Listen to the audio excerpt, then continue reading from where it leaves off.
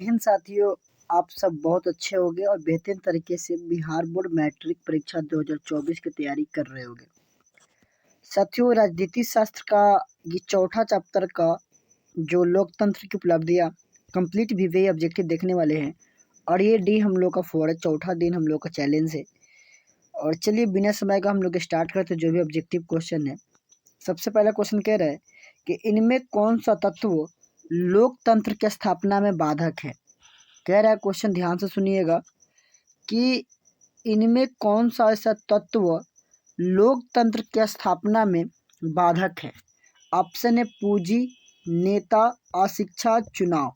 बताइए जल्दी से साथियों, इसमें बाधक कौन है। जी हाँ साथियों, राइट इसका आंसर आ चुका है, वो है अशिक्षा।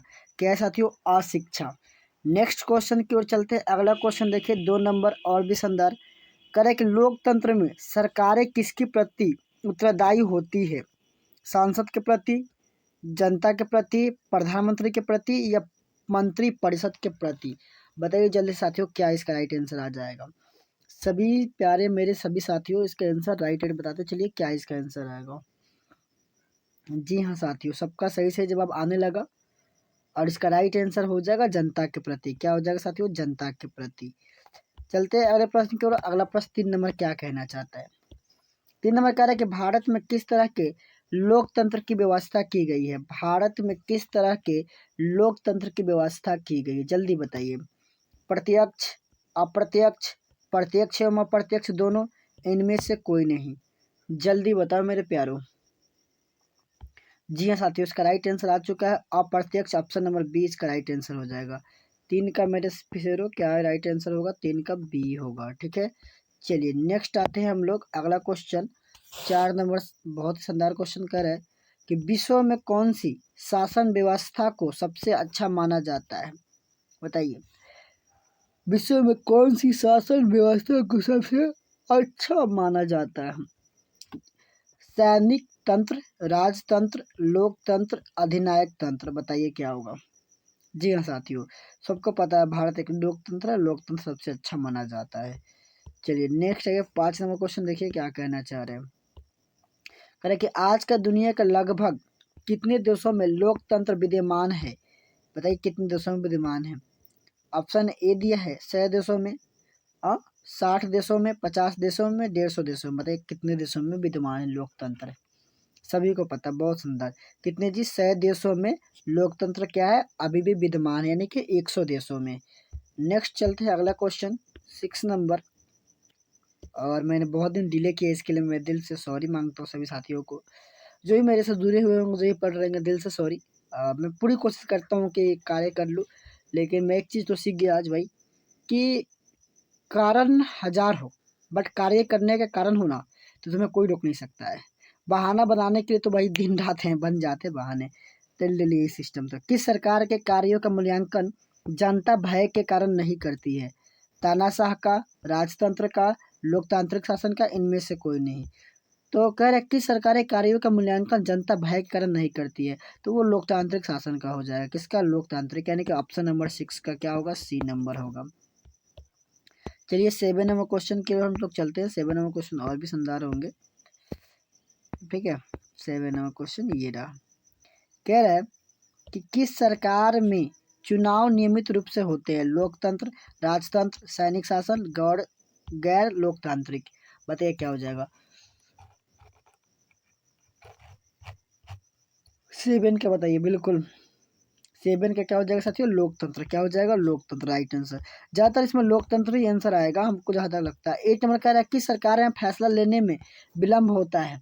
कि सरकार में फैसला लेने में विलम्ब होता है, तो लोकतांत्रिक, गैर लोकतांत्रिक, तानाशाही। तानाशाही मतलब जब मन जब वो अपना कर सकता है, लेकिन वो है ऑप्शन नंबर ये लोकतांत्रिक वाले में। किसमें जी? लोकतांत्रिक वाले में। अब वो तांत्रिक बाबा मत समझ लेना, जो तांत्रिक बाबा तुम लोग समझ लेते हो। ठीक है, चलिए 9 नंबर क्वेश्चन कर रहा है कि दक्षिण अफ्रीका और ब्राजील में समाज के सबसे निचले पायदान पर रहने वाले 20%, रहने वाले कितने परसेंट?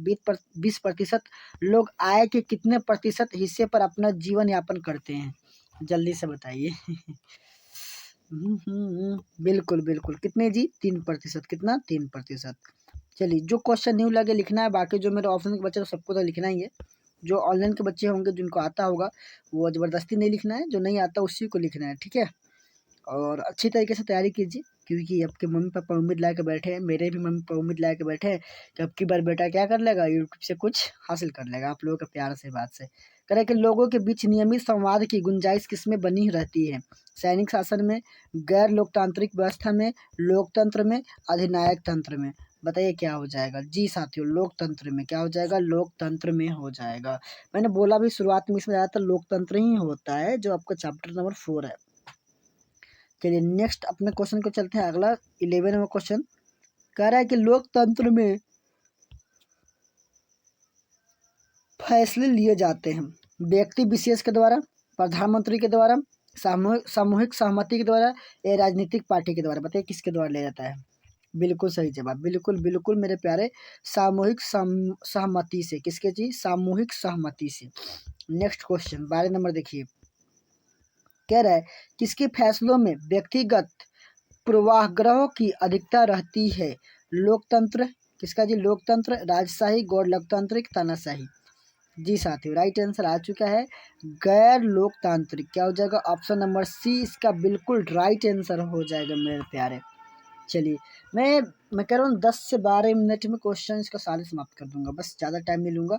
और बस 10 से 12 मिनट में कह रहा हूँ डील दीजिए, बस इतने में जीवन आपका बेड़ा पार हो जाएगा, अच्छा खासा नंबर आ जाएगा। ज़्यादा टेंशन मत लीजिए, आप ज़्यादा टेंशन लीजिएगा फिर दिक्कत हो जाएगा। 13 नंबर कहता है कि इनमें से कौन सी एक बात लोकतांत्रिक व्यवस्थाओं के अनुरूप नहीं है। कानून के समक्ष समानता, स्वतंत्र एवं निष्पक्ष चुनाव, उत्तरदायी शासन व्यवस्था या बहुसंख्यों का शासनामा। बताइए क्या हो जाएगा जल्दी से। जी साथियों राइट आंसर आ चुका ऑप्शन नंबर डी, बहुसंख्यकों का शासनामा। 14 नंबर क्वेश्चन देखिए क्या कह रहा है। 14 नंबर कह रहा है कि निम्नांकित में कौन सा गुण लोकतंत्र से मेल नहीं खाता। बहुसंख्यों का शासन, विविधताओं में सामंजस्य की क्षमता, समानता का पोषक, व्यक्ति की गरिमा वृद्धि में सहायक।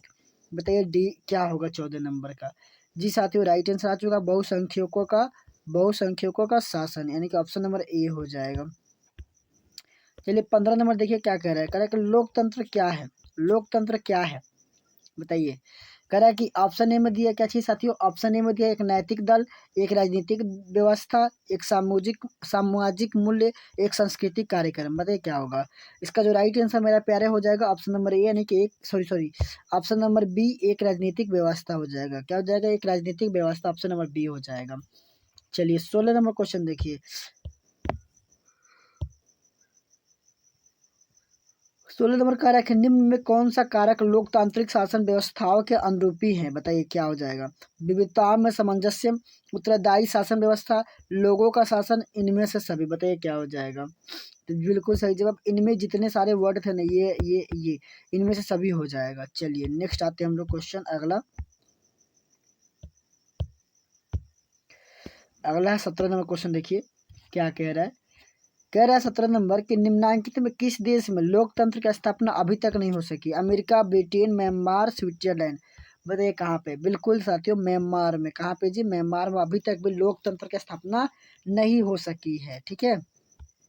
वहाँ पर राजतंत्र ही चल रहा होगा या सैनिक तंत्र। चलिए अगला कर 18 नंबर के वर्तमान समय में किस शासन व्यवस्था को सर्वाधिक लोकप्रिय माना जाता है। सैनिक तंत्र, लोकतंत्र, राजतंत्र, इनमें से कोई नहीं। जल्दी बताइए किसको माना जाता है। जी साथियों बिल्कुल राइट आंसर, वो किसको जी, लोकतंत्र को। किसको, लोकतंत्र को। अगला ये 19 नंबर क्वेश्चन देखिए। कह रहा है कि निम्नांकित में कौन सा कथन लोकतांत्रिक शासन पद्धति के संदर्भ में सही नहीं है। बताइए कौन सा वो चीजें पंक्ति है जो लोकतांत्रिक मतलब शासन पद्धति के संदर्भ में सही नहीं है। तीव्र आर्थिक विकास दर, राजनीतिक जागरूकता, विविधताओं में सामंजस्य, लोकतंत्र में विश्वास। बताइए क्या हो जाएगा 19 का। बिल्कुल सही आंसर हो जाएगा, वो हो जाएगा तीव्र आर्थिक विकास दर। तीव्र आर्थिक विकास दर। नेक्स्ट आइए 20 नंबर क्वेश्चन देखिए। कह रहा है कि निम्नांकित में कथनों में लोकतंत्र के मूल्यांकन के लिहाज से कौन सा कारक लोकतांत्रिक व्यवस्थाओं के अनुरूप नहीं है। कानून के समक्ष समता, बहुसंख्यों की तानाशाही, व्यक्ति की गरिमा, स्वतंत्र एवं निष्पक्ष चुनाव। बताइए क्या होगा। बिल्कुल वो हो जाएगा आपका राइट आंसर बहुसंख्यों की तानाशाही, बहुसंख्यों की तानाशाही, ऑप्शन नंबर बी हो जाएगा। चलिए नेक्स्ट क्वेश्चन आते हैं 21 नंबर, इधर होगा। ज़्यादा क्वेश्चन नहीं, 25 तक ही क्वेश्चन होंगे हमको ज़्यादा लगता है, 24 से 25 क्वेश्चन इसमें करवाए जाएंगे, ज़्यादा नहीं है इसमें क्वेश्चन, ठीक है, आप घबराना नहीं है। तो चलिए 21 नंबर क्वेश्चन अगला। अगला कह रहा है कि 21 नंबर क्या कह रहा है कि निम्नांकित में कौन सा कारक लोकतंत्र की उपलब्धियों के मार्ग में बाधक है? निर्वाचन आयोग, संविधान, आर्थिक असमानता, इनमें से कोई नहीं। बताइए मेरे प्यारे 21 का क्या होगा? देखो मैंने अब टाइम ज़्यादा नहीं लेना चाह रहा हम, क्योंकि देखो एक्चुअली हम लोग को नवंबर का आज, मैं बताऊँ आज 22 तारीख, जबकि मेरे 21 तारीख को ख़त्म कर देना था, सारे के सारे 21 तक क्लास ख़त्म कर देना था, यानी कि 20 तारीख की क्लास 22 तारीख को चल रहे हैं। तो छठ पूजा बीच में आ गया, एक आध दो क्लास डिस्टर्ब हो गया उधर, ठीक है, तो इधर में लोग बैकअप कर लेंगे, मतलब रिकॉर्डेड टाइप में, ठीक है। चलिए इसका राइट जो आंसर हो जाएगा आर्थिक असमानता हो जाएगा। क्या हो जाएगा साथियों? आर्थिक असमानता हो जाएगा। नेक्स्ट आइए चलते हैं 22 नंबर। 22 नंबर कह रहा है कि निम्नांकित में कौन सा कारक लोकतंत्र की उपलब्धियों की प्राप्ति के लिए आवश्यक है? गरीबी, सामाजिक विषमता, अशिक्षा, आर्थिक समृद्धि एवं विकास। बताइए 22 का क्या होगा? बिल्कुल सही सही जवाब आता है बच्चों का, आर्थिक समृद्धि एवं विकास। ऑप्शन नंबर 22 का डी हो जाएगा। क्या हो जाएगा जी? डी नंबर हो जाएगा।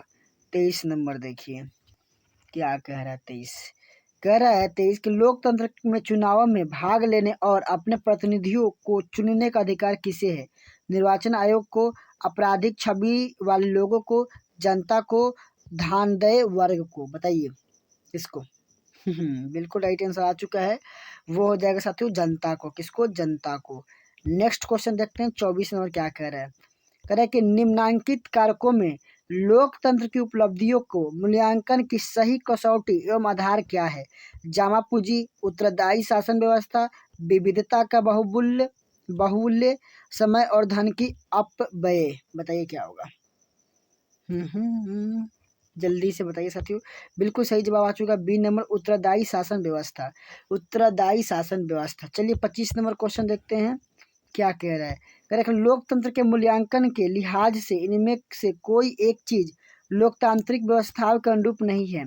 स्वतंत्र और निष्पक्ष चुनाव, कानून के समक्ष समानता, बहुसंख्यों का शासन, व्यक्ति की गरिमा। बताइए क्या हो जाएगा?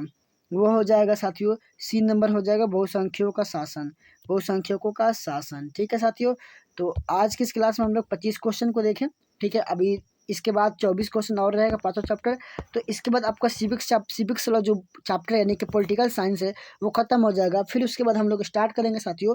मैंने सारी चीज़ों का लिस्ट बना रखा था, मेरे वो डायरी कहाँ गई? ये रहा।